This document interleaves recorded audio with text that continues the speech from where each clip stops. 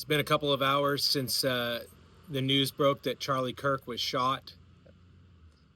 Very quickly after he was shot and the video was circulated and various people were talking on social media, it was clear that he would not be living through this attack. He is a political figure. This is an assassination.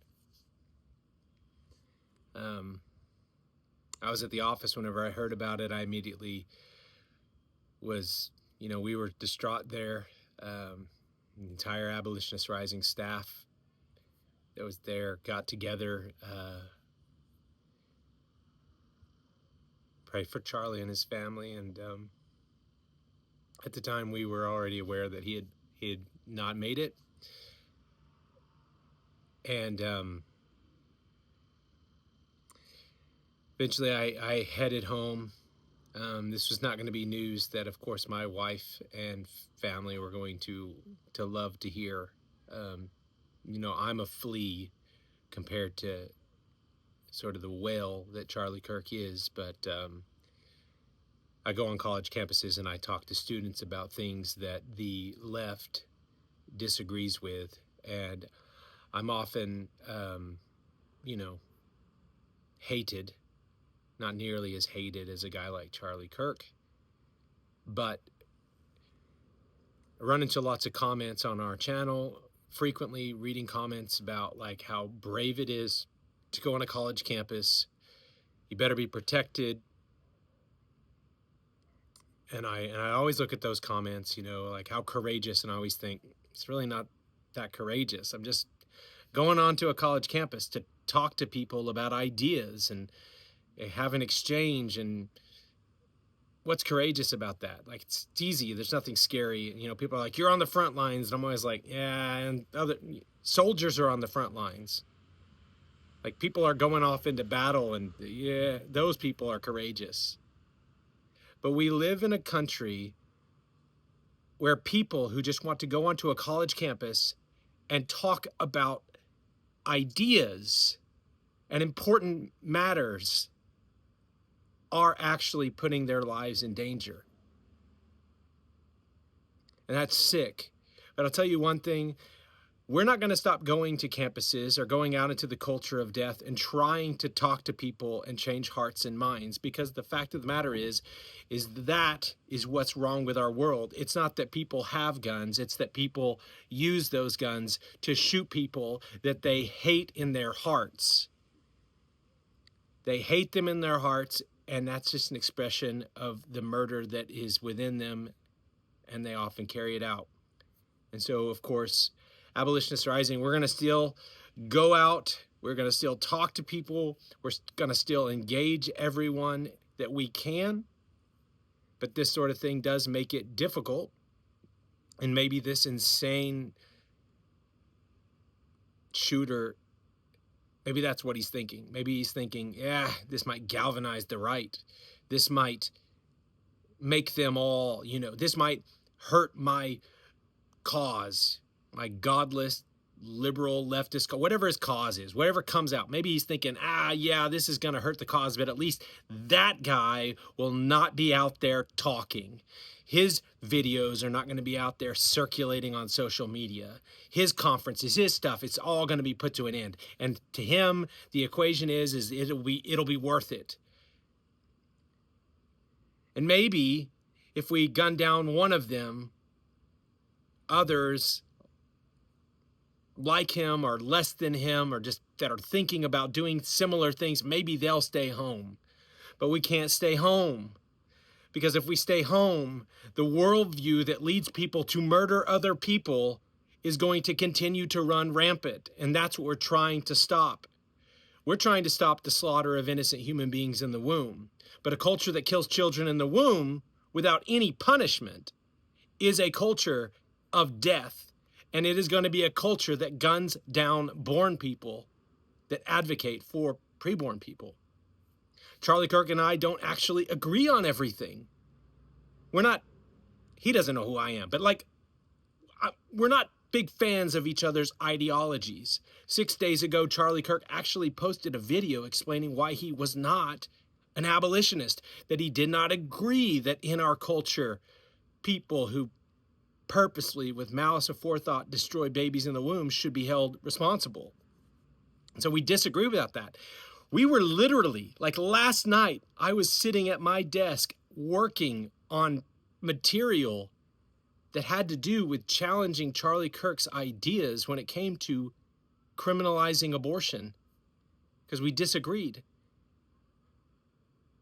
But we agree on so much. And to the lunatics in our culture, that godless, I don't want to make it political, but that, the God-hating folks in our culture that would shoot him and that would see him shot and feel joy, they lump us in the same group because we're unashamed to say that we're following the Lord Jesus Christ, and we're unashamed to push back on all the insanity in our culture. Charlie Kirk was not like a hero of mine, but I did greatly admire him. That he went out, that he didn't just sit on his hands and do nothing. And it did put him on the front lines. And it did cost him his life. And it is a crying shame that the side in our culture that considers themselves open-minded and peaceful and loving and kind and compassionate and concerned about gun violence is actually aware that all of their arguments are such trash that they can't compete in a battle of ideas. They can't actually come to the marketplace of ideas and discuss them and win. They have to give up, and they have to take up guns, and they have to gun us down.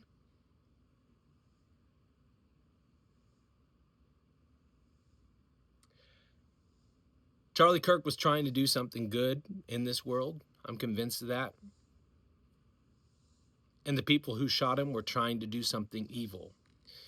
And the evil that they carried out against Charlie Kirk is not going to have the effect that they wanted. More people are going to talk. More people are going to stand up. People that already go onto the college campuses to engage students, to get them to think about what they're learning and how it applies and how it leads to death. We're going to continue doing what we're doing without fear, without compromise. And sadly,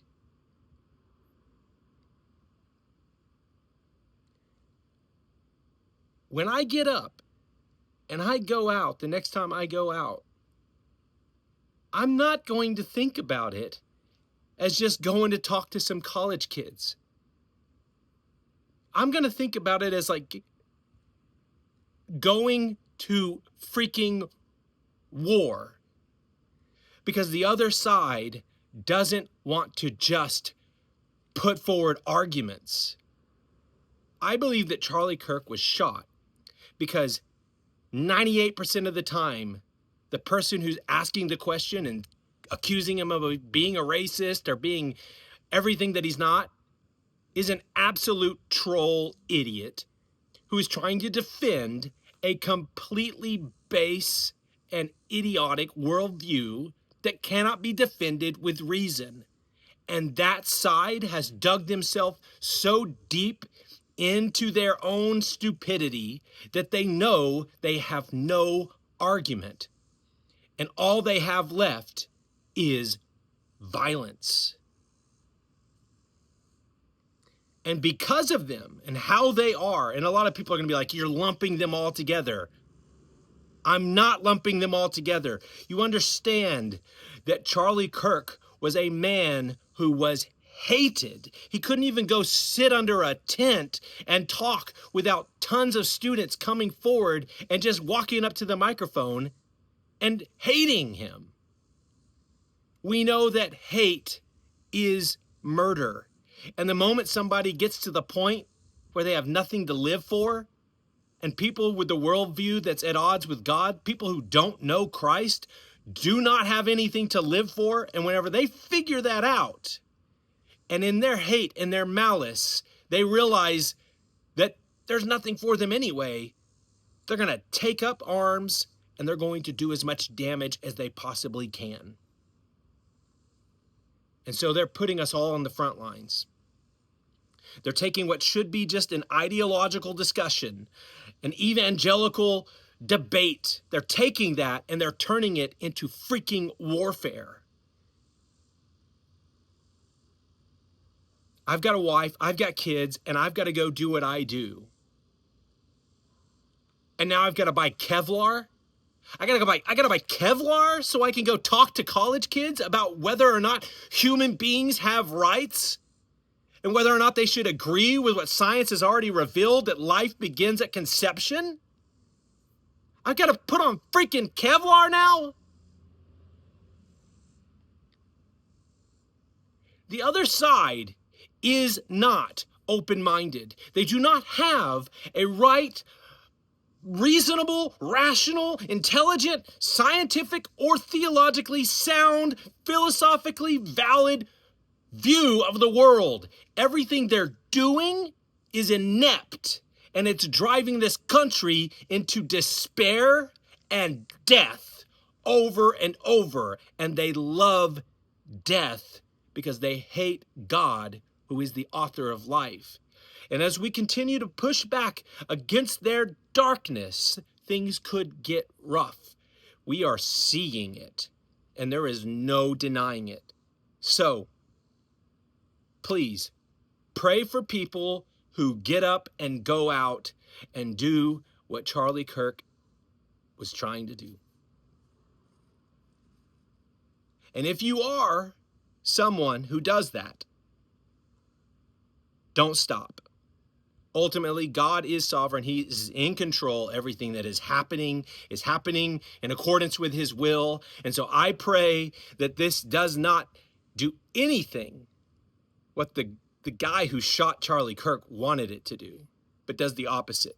And instead of people staying home or being fearful, we stand up fearlessly and walk in the sovereignty of God and in his providence, and continue to engage the culture of death with the gospel of life, and the gospel that saves souls and saves people, and will change this culture to where we no longer have to deal with this kind of insane violence. You shouldn't have to get on social media and watch people that you kind of agree with and kind of disagree with and follow on a regular basis have blood pouring out of their neck because some idiot can't defend his worldview.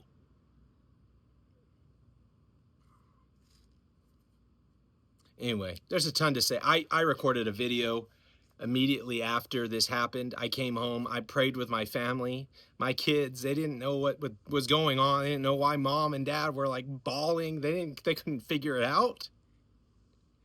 Because what my kids do not need to think about and dwell on whenever I leave the house to go do outreach.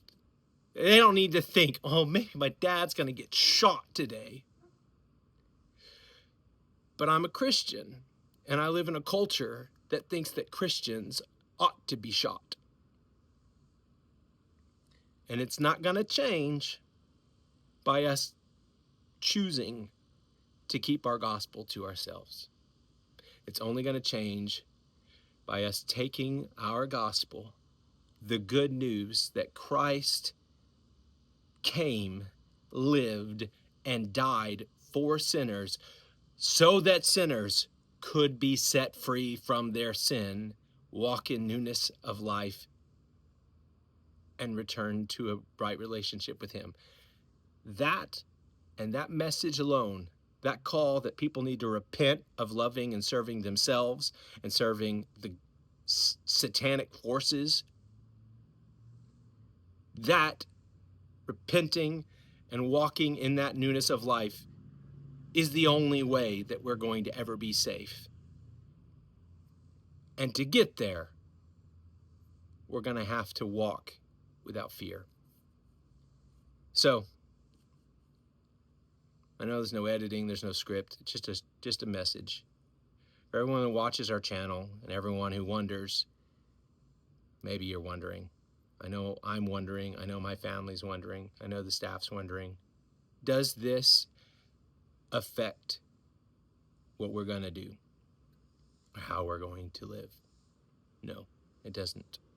In fact, I think we're going to have to increase our activity in the world for the glory of God and for the good of all of our neighbors.